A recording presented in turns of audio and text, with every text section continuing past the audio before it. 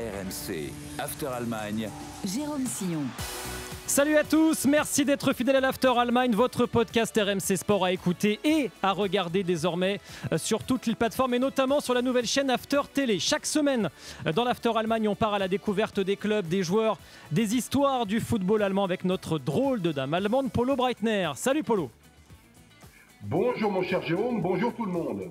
Et avec notre invité aujourd'hui, Albrecht Sonntag, sociologue, professeur en études européennes, coordinateur du projet de recherche sur le football dans une Europe élargie, allemand de naissance et citoyen français. Bonjour Albrecht. Bonjour à tout le monde. J'ai rien oublié dans la description, ça va ? Oh, très bien, on va en rester là. Bon, parfait. Le football allemand est populaire, vous le savez, pour de nombreuses raisons. La qualité de jeu, les stades pleins, le prix des billets accessibles, l'ambiance familiale. Et l'une des raisons à cet engouement, à ce succès, c'est une spécificité historique du football allemand. La règle du 50+1 sur la propriété des clubs de Bundesliga. Comment est née cette règle ? Quelle est son utilité ? Quelles sont ses limites ? Faut-il envisager sa suppression ? L'After Allemagne va tout vous expliquer. D'abord, Polo, comment est née cette règle du 50+1 ? Bon, c'est une idée assez simple au départ, c'est que dans les années 90, évidemment, l'argent arrive dans le monde du football, et en face de cet argent qui arrive, il y a des associations, qu'il n'y a pas de société commerciale, et donc il y a beaucoup de personnes en Allemagne, même s'ils ne sont pas majoritaires, qui ont décidé de, on va dire, privatiser le football. Donc on a plutôt des associations omnisports, historiquement parlant, qui ont souvent des difficultés à négocier avec un partenaire parce qu'en face c'est du privé, il y a des sociétés, etc. Et donc il faut trouver une solution. Donc là, ce qu'a réussi à l'Allemagne, ce fameux 50+1, c'est en fait il y a deux périodes. Ça se passe en 1998. On décide, dans un premier temps, d'autoriser l'activité football à se détacher de l'association Omnisport et de se pourvoir de créer une société commerciale. On n'est pas obligé, hein, je précise qu'on n'est pas obligé, mais c'est ce qu'on appelle l'Ausgliederung. Alors pourquoi est-ce que c'était nécessaire ? C'est parce que certaines personnes nous ont expliqué que c'était la seule façon d'être encore compétitif pour le football allemand qui, rappelons-le, dans les années 90, n'est pas formidable au niveau des résultats des clubs allemands en Europe. Donc c'est un petit peu ça qui est important. Donc c'est ce qu'on appelle la Werbefähigkeit, c'est-à-dire la capacité en fait à être performant, avec de l'autre côté le détachement en fait de l'activité football de l'association Omnisport. Je précise jusqu'aujourd'hui, il y a encore 2 ans, j'ai pas vérifié là dernièrement, sur les 56 clubs des 3 premières divisions professionnelles allemandes, il y a encore à 100%, je dis bien à 100%, 26 clubs qui sont encore sous le modèle complètement associatif. Donc voilà, c'est juste pour donner, en gros, il y en a 1 sur 2 qui est encore complètement associatif, mais plus de la moitié des autres clubs professionnels, donc première, deuxième et troisième division allemande, ont décidé au minimum de ce détachement, de ce Losgliederung, de l'association Omnisport. Ouais, ce qu'on connaît aussi en France avec les SASP et donc les associations. Alors du coup, Albrecht, c'est quoi le principe du 50+1 et quels sont ses avantages ? Alors le 50+1, il est aujourd'hui dans la discussion entre les footeux en Europe, il est souvent montré comme un exemple de combat contre le tout commercial, alors que à l'origine, l'idée est quand même d'ouvrir le capital des clubs, déjà de leur permettre d'établir une société à capitaux pour leur section de football professionnel et d'aller à la recherche d'investisseurs, sauf que la seule différence avec le capitalisme pur et simple est qu'on limite la possibilité des investisseurs, ils ne peuvent pas avoir plus de 49% des voix lors de l'Assemblée générale. Et alors, l'Assemblée générale, c'est l'Assemblée générale du club de Scrabble de Niort, si vous voulez, ou l'Assemblée générale du FC Bayern Munich. C'est quasiment la même chose. C'est une assoce qui doit, par la loi, comme en France, la loi 1901, elle doit, par la loi, tenir une Assemblée générale à la fin de l'année ou chaque année. Et c'est cette assemblée qui peut aussi décider, voter la Ausgliederung que Polo a mentionné, cette externalisation de la section professionnelle de football, et il y a de la résistance. Il y a des Gaulois qui résistent, même en Allemagne. Il y a quelques années, ça s'est joué il y a 3 ans, je crois, au VfB Stuttgart, qui est quand même un grand club avec un gros budget, etc. Et c'était encore, pas encore ausgegliedert, pas encore externalisé le football professionnel, et c'était un vrai combat de gagner les voix nécessaires lors de l'Assemblée générale. Et là, du coup, ça permet, et je pense que c'est le mot-clé aussi dans cette histoire que Polo a dessiné depuis la fin des années 90, c'est un moyen de professionnalisation du football allemand, moins d'amateurisme aux étages de la gestion d'une activité qui est une activité économique aussi, pas que, mais aussi. Et donc, je termine sur ce point-là, la règle du 50+1, ce n'est rien de radical, c'est au début, dans sa racine déjà, un compromis. Comment peut-on permettre l'investissement ou l'arrivée d'investisseurs, de certains investisseurs, et jusqu'où on veut aller? Je pense qu'avec le temps, elle a vraiment fait ses preuves. Polo. Alors, moi, ce qui est très très bien, et ce qu'a dit Albrecht, ce qu'il faut bien comprendre, le 50+1, ce qui est très intéressant, c'est qu'on peut créer l'Ausgliederung, donc créer une société commerciale en détachant l'activité football des autres activités, mais le 50+1 ne fonctionne plus que lorsqu'on décide d'ouvrir le capital de cette société commerciale. Mais on n'est pas forcé de le faire. C'est-à-dire que ça ne rentre vraiment en cause. C'est-à-dire que moi, je le dis d'une façon très simple, si j'étais une association, et Albrecht a parlé de la question des compétences, quand on joue un jeu de quilles dans une association où on a 3 pelés et 2 tondus, c'est pas la même chose qu'en face que si on a des sponsors qui veulent venir et qui veulent donner 100, 150 000, 200 000 euros par an ou plusieurs millions parfois. Donc il faut être responsable aussi.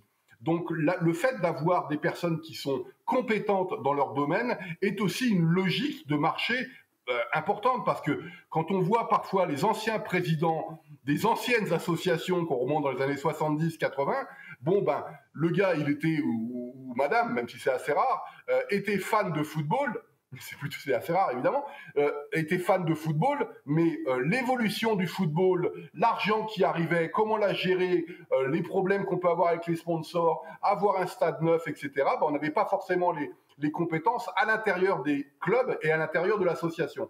Donc tout ça est logique. Et Albrecht a dit quelque chose de très simple, il ne faut surtout pas faire de différence avec une association à la française où on joue un jeu de quilles et on est 3 dans l'association, que le FC Bayern, où il y a juste la différence, c'est qu'il y a 400 000 membres dans cette association. C'est ça l'énorme différence. Mais en fait, c'est juste un système associatif qui est forcé de s'adapter à l'évolution du capitalisme, et notamment dans les années 90, qui est très importante. Mais encore une fois, rien n'est obligatoire. Fribourg est à 100% encore un club associatif. Le FC Bayern a créé une société commerciale en ouvrant son capital en plus à 3 autres investisseurs, les fameux 3A, Audi, Allianz et puis Adidas. Mais vous pouvez encore une fois très bien décider de créer une société commerciale, mais de ne pas ouvrir le capital en espérant un jour que vous ayez un investisseur qui soit celui que vous cherchez.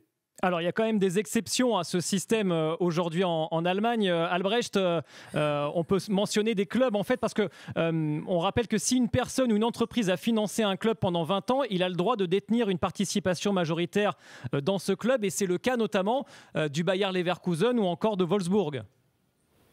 Alors ça, c'est des clubs traditionnellement fondés comme club omnisport par une entreprise. Donc le Bayer Leverkusen s'appelle Bayer 04 Leverkusen. Ça fait donc 121 ans que cette entreprise entretient et finance un club omnisport. Donc le Bayer Leverkusen a fait valoir son histoire lors de l'établissement de la règle du 50+1 et la Ligue, elle a bien compris, la Ligue elle-même, fondée en 2000 seulement, elle a bien compris qu'il fallait avoir un certain nombre de clauses spécifiques pour des exigences historiques spécifiques. Donc c'est le cas pour eux. On ne parlait pas beaucoup de Wolfsburg à l'époque, mais c'est la même chose.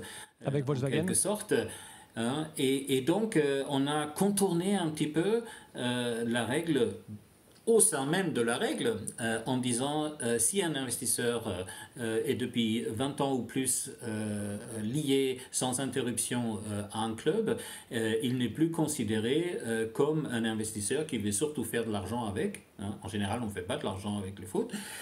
Et donc, c'est un lien de nature différente que simplement investisseur, potentiel revendeur. Et on voit mal l'entreprise Bayer revendre la section football professionnel de son club Omnisport 04. Donc, c'est théoriquement possible, mais évidemment, il y a des exceptions. Et il y a le fameux cas donc, de Dietmar Hopp à Hoffenheim qui a aussi dépassé facilement ces 20 années. Et puis il y a un autre contournement dont on a beaucoup parlé ces dernières années, c'est celui du RB Leipzig. On peut en reparler tout à l'heure encore une fois. Mais j'aurais aussi envie de faire un petit post-scriptum à ce que Polo a dit en mentionnant le cas du FC Bayern Munich, qui dans ses statuts s'est contraint lui-même de ne pas aller au-delà de 70%. Donc il se donne lui-même une règle de 60+1, si vous voulez, 70+1 en quelque sorte, pour être sûr qu'il n'y a pas de risque de dérive.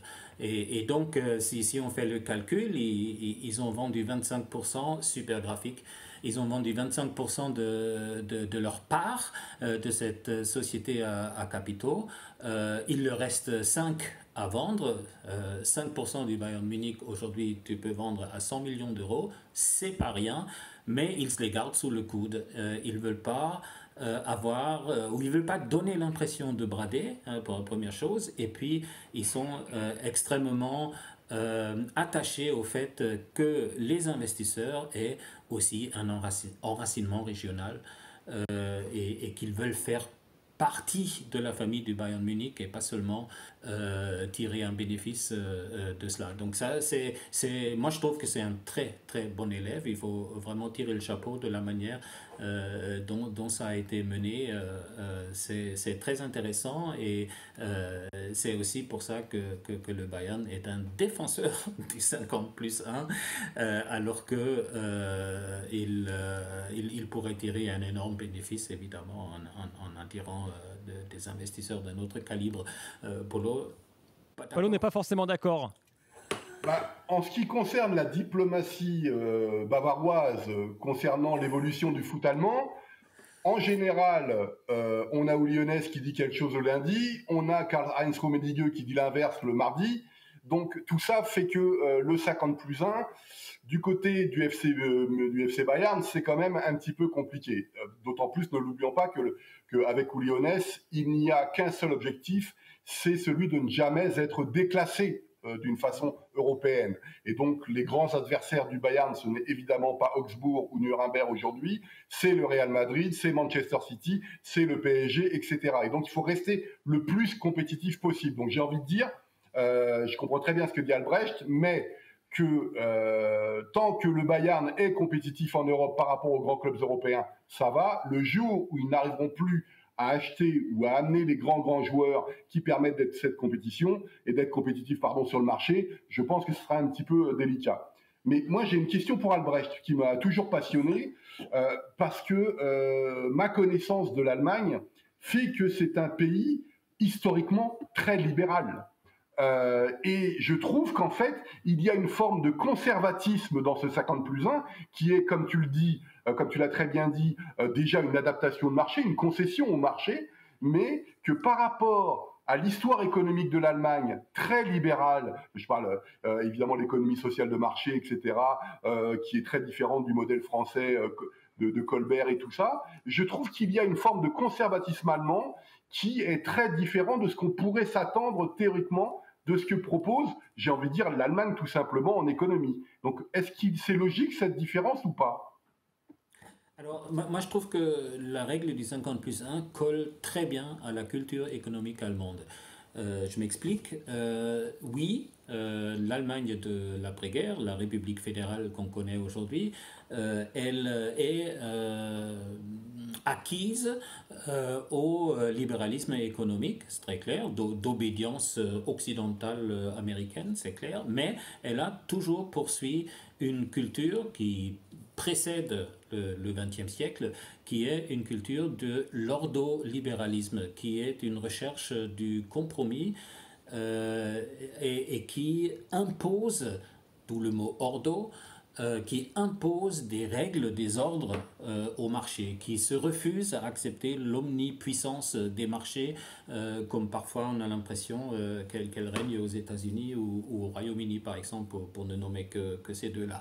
Et donc cette longue culture de l'ordolibéralisme explique aussi l'institution de ce qu'on a appelé l'économie sociale de marché, qui pour beaucoup d'oreilles françaises est un oxymore, des choses qui ne vont pas ensemble, soit c'est social, soit c'est marché, mais qui a fait de bons services.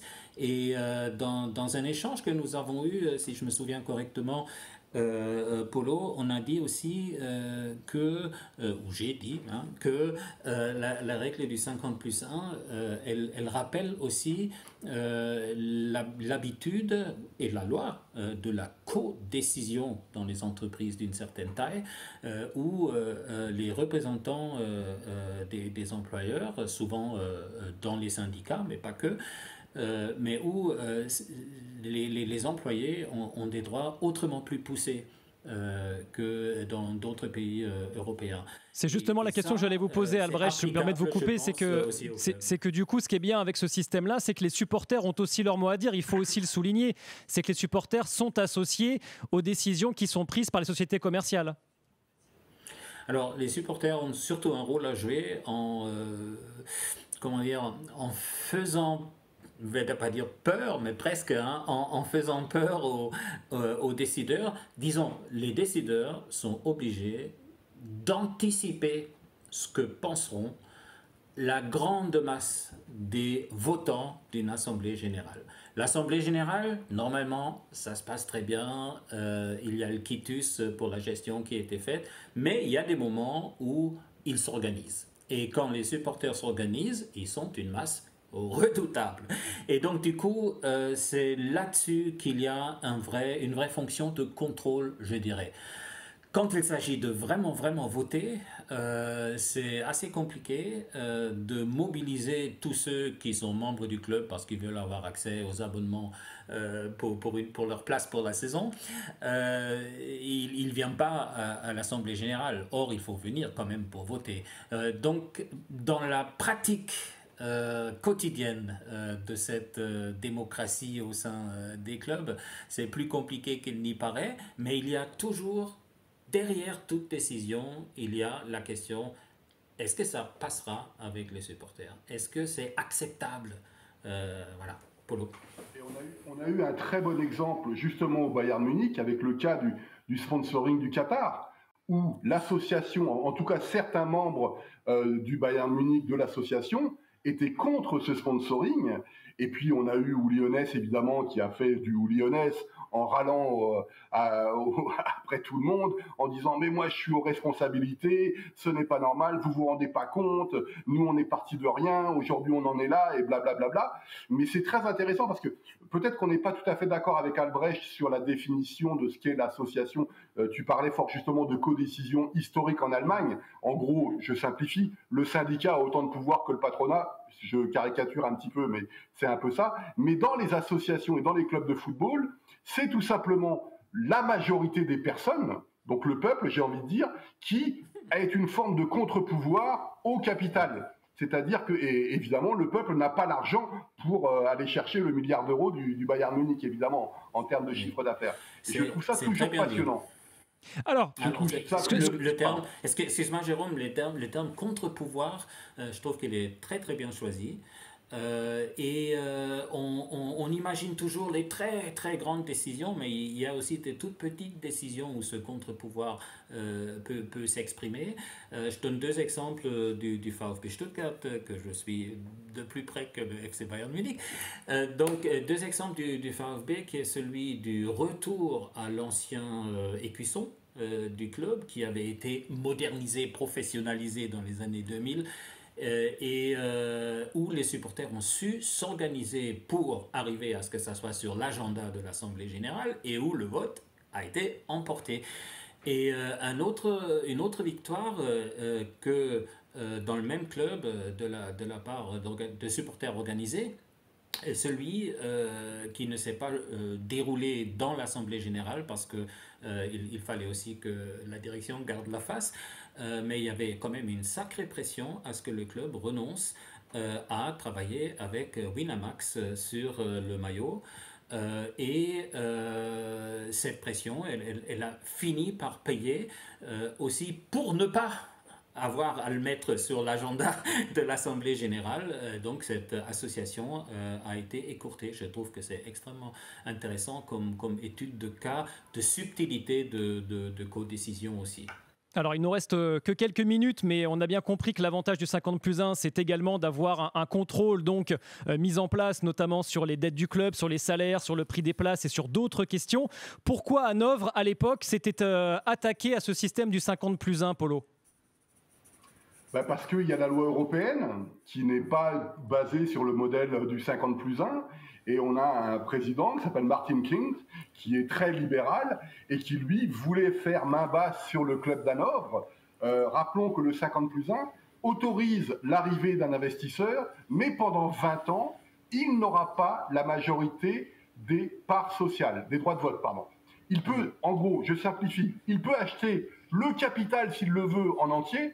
Il n'aura pas pendant 20 ans la majorité des droits de vote et donc il doit avoir un compromis avec l'association. Et on peut trouver ça bizarre. C'est comme si tu achetais une maison et pendant 20 ans, tu ne peux pas l'utiliser comme tu veux. Tu vois, quand tu présentes ça comme ça, c'est un peu compliqué. Mais ce que j'apprécie, moi, dans ce système, entre guillemets, démocratique ou de contre-pouvoir, c'est que les supporters d'Hanovre ne veulent pas forcément que le club d'Hanovre évolue d'une façon version Manchester City, ils veulent peut-être pas voir le Qatar ou d'autres, ou les États-Unis, etc. Et je trouve que c'est une façon de compenser, j'ai envie de dire, ce qui se passe dans d'autres clubs. Parce qu'on nous explique à longueur de temps que le modèle allemand est très conservateur et empêche les investisseurs de venir, y compris étrangers. Ce n'est pas vrai. Il faut juste qu'ils acceptent la règle. Et Martin Kind, lui, il voulait faire main basse sur le club d'Hanovre. Donc il était là depuis plus de 20 ans, mais il faut avoir aidé le club pendant 20 ans à s'être développé, etc. Or, la Ligue allemande et la Fédération allemande ont dit à un moment, non, vous n'avez pas aidé le club pendant 20 ans. Et n'oublions pas qu'en 2010, si ma mémoire ne fait pas défaut, Martin Kind avait mis à l'ordre du jour la suppression du 50+1. Il y avait les clubs de première et deuxième division, donc c'est la Ligue allemande, les 36 clubs. Il y a eu un seul vote pour la suppression, c'est lui. Tous les autres se sont soit abstenus ou ont dit non. C'est-à-dire que ce n'est pas qu'une question des riches contre le petit peuple, etc. C'est aussi le modèle allemand qui se défend de, entre guillemets, trop de capital, trop d'arrivée d'argent et trop de contrôle, de perte de contrôle en fait de clubs de football.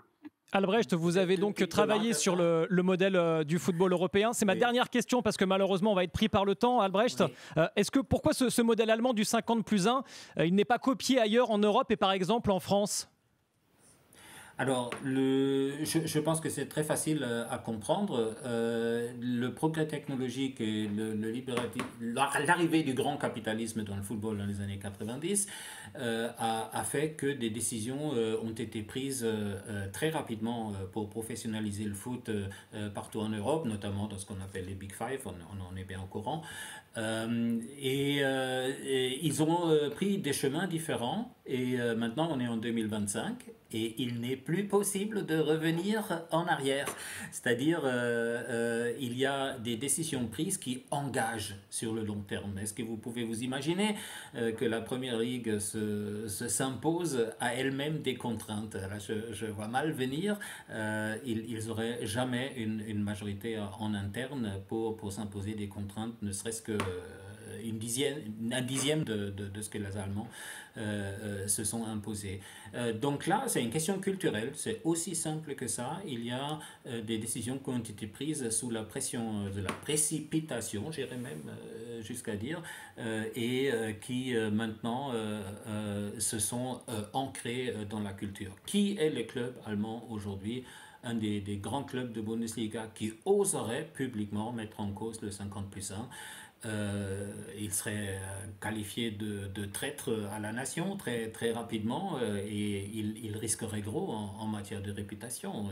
Et ces joueurs auraient le plaisir de lire des bannières fort désagréables chaque samedi à l'extérieur. Hein, c'est très clair. Donc, c'est pour rester. Le 50+1 va rester. Mais ce que Polo a décrit, le cas de Hanovre, ça montre aussi que ça reste fragile. Parce qu'il n'y a pas que le football, il y a aussi la politique, les institutions et le Kartellamt, les autorités de concurrence allemandes, est toujours un peu déchiré entre la reconnaissance de l'exception culturelle du football, si on peut dire comme ça, et l'imposition stricte des règles, là où même la Commission européenne montre un peu plus de flexibilité aujourd'hui à comprendre que le sport n'est pas que l'imposition des règles du marché sur une activité qui n'est pas que économique, c'est ça. Surtout, on revient toujours à ça, cette dialectique, cette schizophrénie du football moderne qui est restée tellement enracinée dans son passé associatif qu'aujourd'hui, il a du mal à vivre avec la deuxième moitié de son cerveau qui est business, business, business. Donc ça, c'est classique et je suis très heureux, très honnêtement, que le 50+1 ait permis à l'Allemagne de se faufiler un petit peu au football allemand, hein, de se faufiler entre les exigences du nouveau monde du 21e siècle. Polo, une dernière précision. Ben, en fait, c'est ce qu'a dit Albrecht qui est très important. Moi, je suis membre, je suis Mitglied de FC Union. Je ne le suis pas pour être en Bundesliga ou en Ligue des Champions, je m'en fiche. Je suis membre de FC Union pour ce que représente le club dans son histoire, c'est-à-dire les métalleux, les syndicats qui pouvaient s'opposer à la RDA à l'époque et au système communiste, et donc de voir que ce n'est pas que 11 gars qui sont sur le terrain, ou 11 filles aujourd'hui qui sont sur le terrain, mais que ça représente quelque chose d'autre, le football. Et pour revenir juste à ta question juste avant, où tu disais que comment est-ce qu'on pourrait faire pour le système européen, pour la doter, on peut le faire dans le système amateur. On peut le faire dans le système amateur. Lorsque le Racing Club de Strasbourg est descendu en 5e division, eh ben, on peut très bien créer un système comme ça et au fur et à mesure créer des lois. Mais ça va être très compliqué, évidemment. Il faut des gens qui pensent, il faut trouver du capital, de l'argent et tout ça. Mais c'est théoriquement possible. Mais à partir du moment où la professionnalisation est là, ça devient ça devient même impossible. Polo, Albrecht, merci beaucoup d'avoir été avec nous dans cet After Allemagne spécial 50+1. J'espère que vous en avez appris plein de choses sur ce système donc caractéristique du foot allemand qui permet d'ailleurs au foot allemand d'être si compétitif encore aujourd'hui. Merci beaucoup et on se retrouve très vite pour un nouvel After Allemagne. Ciao. RMC After Allemagne.